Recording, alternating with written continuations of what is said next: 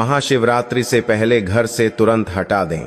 यह एक चीज महाशिवरात्रि की रात को कोई साधारण रात समझने की भूल बिल्कुल भी मत करना, क्योंकि यही वो रात है जब ब्रह्मांड की सारी शक्तियां एक बिंदु पर आकर मिल जाती हैं।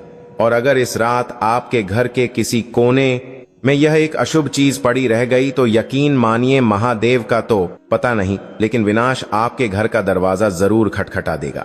रुकिए और बहुत ध्यान से सुनिए मेरी बात को, क्योंकि आज मैं आपको डराने नहीं बल्कि जगाने आया हूँ। शास्त्रों में स्पष्ट लिखा है कि महाशिवरात्रि के दिन शिव और शक्ति का मिलन होता है, और इस दिन ग्रहों की चाल कुछ ऐसी होती है कि ब्रह्मांड में बहने वाली ऊर्जा सीधे ऊपर की तरफ उठती है, जिसे हम अपवर्ड एनर्जी कहते हैं। दोस्तों, सबसे पहले हम आपको बता देते हैं कि इसका डेट टाइम शुभ मुहूर्त क्या है।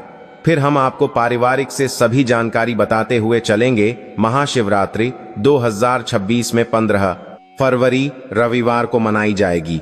इस दिन फाल्गुन कृष्ण पक्ष की चतुर्दशी तिथि शाम 5:04 बजे शुरू होकर 16 फरवरी को शाम 5:34 बजे तक रहेगी। इसीलिए रात्रि की पूजा 15 फरवरी को ही की जाएगी। सबसे शुभ पूजा मुहूर्त निशीथ काल माना जाता है, जो 16 फरवरी की रात 12:09 बजे से 1 बजे तक रहेगा। इस समय शिवलिंग पर रुद्राभिषेक, महामृत्युंजय मंत्र जप और ध्यान अत्यंत फलदायी होता है। स्नान का सर्वोत्तम समय ब्रह्म मुहूर्त है, जो 16 फरवरी सुबह 5:17 बजे से 6:08 बजे तक रहेगा।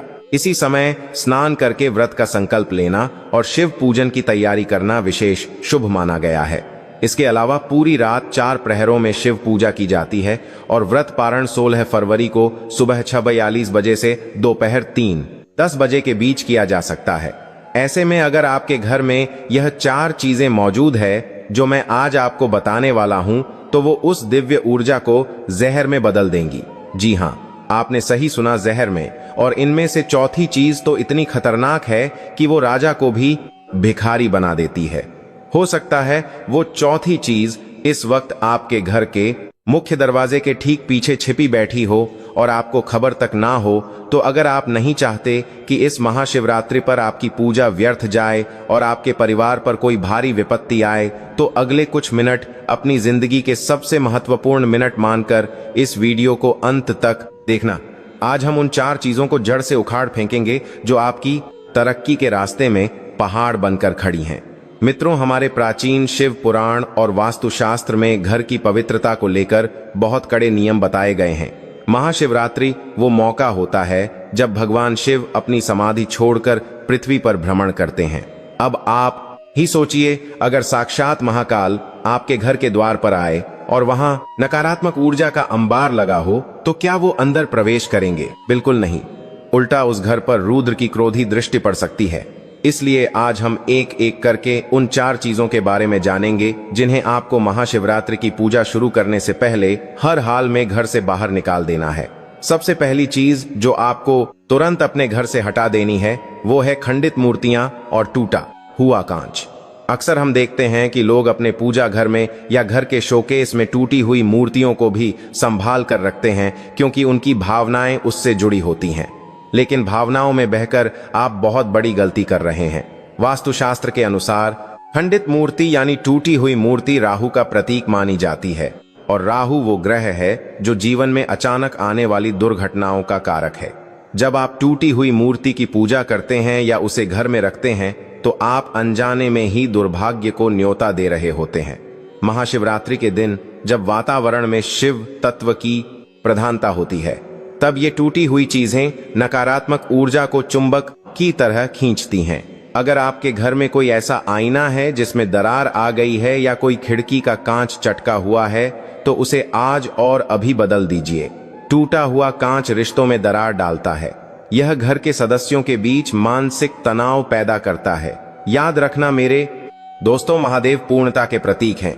वो शून्य भी हैं और अनंत भी। उनकी पूजा में खंडित चीजों का कोई स्थान नहीं है। अगर आपके पास कोई ऐसी मूर्ति है जो खंडित हो गई है, तो उसे किसी पवित्र नदी में विसर्जित कर दें या किसी पेड़ के नीचे आदर सहित रख दें, लेकिन घर में बिल्कुल ना रखें। अब हम बढ़ते हैं दूसरी चीज की तरफ, जो सुनने में तो बहुत मामूली लगती है, लेकिन इसका असर आपके भाग्य पर बहुत गहरा पड़ता है। वह है बंद पड़ी घड़ी। जी हाँ, आपके घर की दीवार पर टंगी हुई वो घड़ी जो महीनों से बंद पड़ी है, या वो कलाई घड़ी जो खराब होकर दराज में धूल खा रही है। आपको शायद अंदाजा भी नहीं है कि यह बंद घड़ी आपके वक्त को कैसे रोक रही है। भगवान शिव को महाकाल कहा जाता है। महाकाल का अर्थ है समय का देवता। समय ही शिव है और शिव ही समय है। जब आप अपने घर में बंद घड़ी रखते हैं तो आप एक तरह से समय का अपमान कर रहे होते हैं। वास्तु के अनुसार बंद घड़ी रुके हुए भाग्य और अवरोध का सूचक है। यह आपकी तरक्की की गति को रोक देती है। आपने अक्सर महसूस किया होगा कि आप मेहनत तो बहुत करते हैं, लेकिन उसका परिणाम आपको नहीं मिलता। काम बनते बनते बिगड़ जाते हैं। इसका कारण कहीं ना कहीं आपके घर के किसी कोने में पड़ी वह बंद घड़ी हो सकती है। महाशिवरात्रि से पहले अपने घर की सारी घड़ियों को चेक करें। अगर कोई घड़ी खराब है तो उसे ठीक करवाएं या फिर घर से बाहर कर दें। घड़ी की सुइयां हमेशा चलती रहनी चाहिए, ठीक वैसे ही जैसे आपकी सांसें और आपका भाग्य। अगर आप चाहते हैं कि महाकाल का आशीर्वाद आप पर बना रहे और आपका बुरा वक्त अच्छे वक्त में बदल जाए, तो इस महाशिवरात्रि से पहले अपने घर के समय को ठीक कर लीजिए। चलिए अब बात करते हैं तीसरी चीज की, जो सीधे तौर पर आपके स्वास्थ्य और घर की सुख शांति पर हमला करती है। वो है सूखे हुए पौधे या मुरझाए हुए फूल। मित्रों, प्रकृति शिव का ही रूप है। हर हरे भरे पौधे में प्राण बसते हैं, जिसे हम प्राण शक्ति कहते हैं। लेकिन जब कोई पौधा सूख जाता है या मर जाता है तो वो घर में मृत्यु की ऊर्जा यानी डेड एनर्जी छोड़ने लगता है। महाशिवरात्रि जीवन का उत्सव है। इस दिन हम उस शिव की आराधना करते हैं जो मृत्युंजय है, जिन्होंने मौत को भी जीत लिया है। ऐसे पावन मौके पर घर में सूखे हुए कांटेदार पौधे या मुरझाए हुए फूल रखना बहुत बड़ा अपशकुन माना जाता है। खास तौर पर अगर आपके घर में तुलसी का पौधा सूख गया है तो यह बहुत ही चिंता का विषय है। सूखा हुआ तुलसी का पौधा इस बात का संकेत है कि घर पर कोई विपत्ति आने वाली है या घर की लक्ष्मी नाराज है। इसलिए महाशिवरात्रि से पहले अपने घर के गार्डन या बालकनी को अच्छे से देख लें। अगर कोई पौधा सूख गया है तो उसे हटा दें और उसकी जगह नया हरा भरा पौधा लगाएं। भगवान शिव को बेलपत्र बहुत प्रिय है, लेकिन ध्यान रहे कि पूजा में चढ़ाया गया बेलपत्र भी सूखा हुआ नहीं होना चाहिए। घर में ताजे फूल और हरे पौधे सकारात्मक ऊर्जा का संचार करते हैं और शिव की कृपा को आकर्षित करते हैं। इसीलिए इस महाशिवरात्रि अपने घर को जीवंत बनाए, ना कि मुर्दा चीजों का संग्रहालय। और अब हम आ पहुंचे हैं उस चौथी और सबसे खतरनाक चीज पर, जिसका मैंने वीडियो की शुरुआत में जिक्र किया था। यह वो गलती है जो आज के समय में लगभग हर दूसरा इंसान कर रहा है। यह गलती है आपके घर के मुख्य दरवाजे पर फैली हुई गंदगी और बिखरे हुए जूते चप्पल। जी हां, आपने बिल्कुल सही सुना। हम अक्सर अपने घर के अंदर की तो बहुत सफाई करते हैं, लेकिन मुख्य दरवाजे को नजरअंदाज कर देते हैं। जबकि शास्त्रों में मुख्य द्वार को ही वो स्थान माना गया है जहां से देवी देवता घर में प्रवेश करते हैं। इसे सिंह द्वार भी कहा जाता है। अब जरा सोचिए, महाशिवरात्रि की पावन रात है, शिव जी की बारात निकलने वाली है और आपके घर के दरवाजे पर पुराने फटे हुए जूते चप्पलों का ढेर लगा है। वहां धूल जमी है और अंधेरा छाया हुआ है। क्या आपको लगता है कि ऐसे घर में शिव जी की कृपा बरसेगी? कतई नहीं। मुख्य द्वार पर बिखरे हुए जूते चप्पल राहु और शनि के दोष को जन्म देते हैं। यह दरिद्रता को सीधा निमंत्रण है। जिस घर के दरवाजे पर ही बाधा हो, वहां लक्ष्मी और सौभाग्य अंदर कैसे आएंगे? वो तो दरवाजे से ही वापस लौट जाएंगे। इसीलिए महाशिवरात्रि से पहले एक काम जरूर करें। अपने घर के मुख्य दरवाजे को पानी से धोकर साफ करें। वहां से पुराने और बेकार जूते चप्पलों को हटा दें। अगर संभव हो तो दरवाजे पर आम के पत्तों का तोरण लगाएं और स्वास्तिक का चिन्ह बनाएं। याद रखिए, मुख्य द्वार सिर्फ आपके घर का रास्ता नहीं है, बल्कि आपके जीवन में खुशियों के आने का रास्ता है। इसे जितना साफ और पवित्र रखेंगे, उतना ही आपका भाग्य चमकेगा। लेकिन बात यहीं खत्म नहीं होती। इन 4 चीजों को हटाने के अलावा भी एक बहुत ही गुप्त बात है, जो आपको महाशिवरात्रि की पूजा के दौरान ध्यान रखनी है। बहुत से लोग पूजा करते समय अनजाने में कुछ ऐसी गलतियां कर बैठते हैं जिससे उनकी सारी भक्ति निष्फल हो जाती है। जैसे कि शिव जी को कभी भी केतकी का फूल नहीं चढ़ाना चाहिए और ना ही शिव जी की पूजा में हल्दी का प्रयोग करना चाहिए। हल्दी सौंदर्य का प्रतीक है और शिव जी वैरागी हैं। इन छोटी छोटी बातों का ध्यान रखकर आप बड़े दोषों से बच सकते हैं। अब मैं आपको एक ऐसी पौराणिक कथा सुनाता हूं जो आपको यह समझाएगी कि आखिर शिव जी को स्वच्छता और पवित्रता इतनी प्रिय क्यों है और क्यों हमें इन वस्तुओं को घर से बाहर करना चाहिए। एक बार की बात है, माता पार्वती ने शिव जी से पूछा कि प्रभु, आप तो शमशान में निवास करते हैं, भस्म रमाते हैं, फिर आपको घर की शुद्धि से क्या लेना देना। तब महादेव ने मुस्कुराते हुए उत्तर दिया कि हे गौरा, मैं श्मशान में इसलिए रहता हूं क्योंकि वहां मोह माया का अंत होता है, लेकिन गृहस्थ जीवन जीने वालों के लिए उनका घर ही उनका मंदिर होता है। जिस घर में नकारात्मक ऊर्जा का वास होता है वहां रहने वाले लोगों की मतें भ्रष्ट हो जाती है, उनकी सोच दूषित हो जाती है, और दूषित सोच के साथ की गई पूजा मैं कभी स्वीकार नहीं करता। इसीलिए घर की बाहरी सफाई से ज्यादा जरूरी है कि वो वातावरण शुद्ध हो जहां बैठकर मेरा भक्त मुझे पुकार रहा है। जब हम घर से टूटी फूटी चीजें हटाते हैं तो असल में हम अपने मन से टूटे हुए विचारों को हटा रहे होते हैं। जब हम बंद घड़ी को चालू करते हैं तो हम अपने रुके हुए कर्मों को गति दे रहे होते हैं। ये सब बाहरी चीजें हमारे आंतरिक मन का ही प्रतिबिंब है। तो मेरे प्यारे दोस्तों, इस महाशिवरात्रि को केवल एक त्योहार की तरह नहीं बल्कि अपने जीवन को बदलने के एक अवसर की तरह देखें। यह रात साल में एक बार आती है, इसे ऐसे ही सोने में या आलस में मत गवा देना। जो 4 चीजें मैंने बताई हैं उन्हें आज ही अपने घर से बाहर का रास्ता दिखा दें। खंडित मूर्तियां, बंद घड़ी, सूखे पौधे और दरवाजे का कबाड़, ये 4 आपके दुश्मन हैं। इन्हें हटाते ही आप महसूस करेंगे कि आपके घर का माहौल हल्का हो गया है। आपको एक नई ऊर्जा का अनुभव होगा। जैसे ही आप इन बाधाओं को हटाएंगे, महादेव की कृपा आपके घर में बिना किसी रुकावट के प्रवाहित होने लगेगी। और हाँ, एक बात और याद रखना, सफाई केवल घर की ही नहीं, मन की भी करनी है। अपने मन से क्रोध, ईर्ष्या और अहंकार के जाले भी साफ कर देना, क्योंकि निर्मल मन में ही महादेव का वास होता है। जब आप इन नियमों का पालन करते हुए महाशिवरात्रि की पूजा करेंगे तो आप देखेंगे कि कैसे चमत्कार होते हैं। जो समस्याएं आपको पहाड़ जैसी लग रही थी वो चुटकियों में हल हो जाएंगी। जो बीमारियां पीछा नहीं छोड़ रही थी उनसे मुक्ति मिल जाएगी। और जिस धन के लिए आप तरस रहे थे वो आपके द्वार पर दस्तक देगा। अंत में मैं बस इतना ही कहूंगा कि विश्वास बहुत बड़ी चीज है। अगर आप पूरे विश्वास और श्रद्धा के साथ एक लोटा जल भी शिवलिंग पर चढ़ाएंगे तो वह स्वीकार होगा।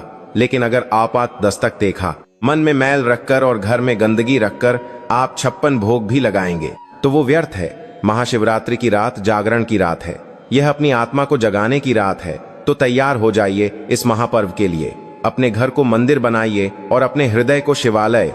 अब मैं आपसे एक प्रश्न पूछना चाहता हूँ, क्या आप तैयार हैं अपने जीवन से इन बुराइयों को निकालकर महादेव का स्वागत करने के लिए? अगर हाँ तो अभी कमेंट में पूरे जोश के साथ लिखें, हर हर महादेव। और हाँ, अगर आपको लगता है कि यह जानकारी आपके किसी मित्र या रिश्तेदार के काम आ सकती है तो इसे उनके साथ शेयर जरूर की इसके साथ ही करें। क्या पता आपका एक शेयर किसी की सोई हुई किस्मत जगा दे। और जब हम किसी का भला करते हैं तो महादेव हमारा भला खुद ब खुद कर देते हैं। कर भला तो हो भला। तो उठिए अभी और निरीक्षण कीजिए अपने घर का, कहीं किसी कोने में कोई अशुभ चीज तो नहीं छिपी। अभी सफाई अभियान शुरू कीजिए और महाशिवरात्रि के स्वागत की तैयारी कीजिए। याद रखिएगा दोस्तों, समय किसी के लिए नहीं रुकता। यह महाशिवरात्रि का पावन अवसर निकल गया तो फिर आपको 1 साल का इंतजार करना पड़ेगा, और कौन जाने अगले साल तक समय क्या करवट ले। इसलिए जो करना है अभी करना है, आज ही करना है। आलस्य को त्याग दीजिए।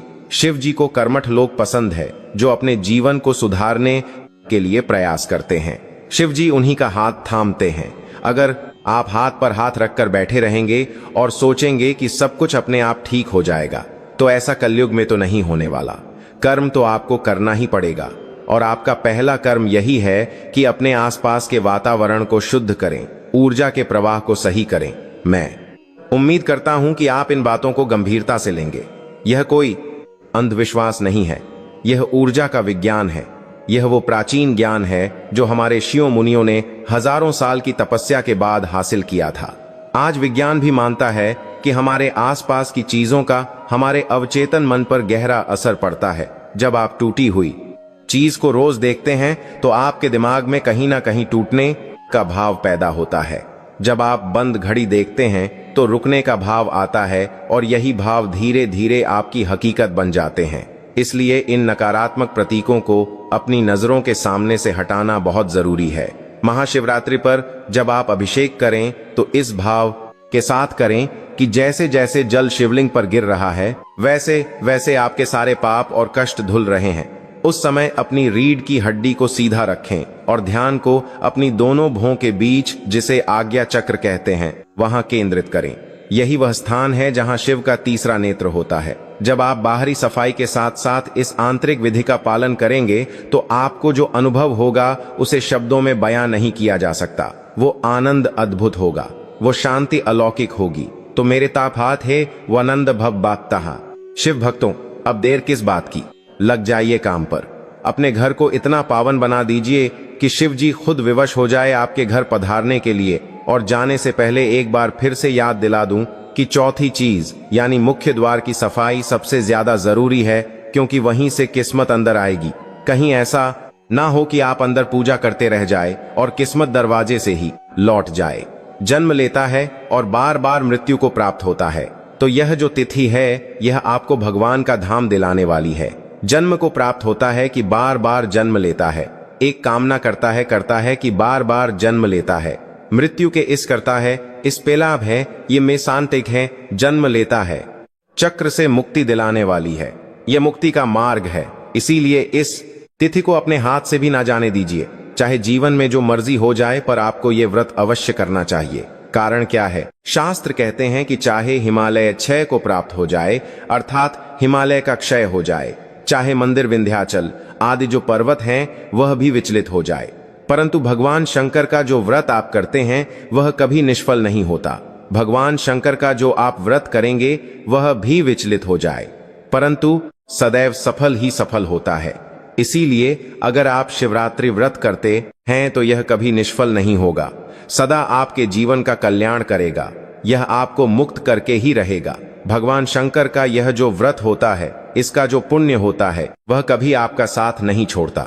भगवान शंकर वह देव हैं जो एक बार जिनको आपने भज लिया तो सदा आपके साथ रहते हैं। भगवान शंकर के इस व्रत के पुण्य की महिमा इतनी अधिक है कि मनुष्य का साथ हर कोई सकता है। अब बात करते हैं कि व्रत करना कैसे है, सुबह की पूजा कैसे करेंगे और व्रत में जो संकल्प महत्वपूर्ण होता है न वह कैसे करना है।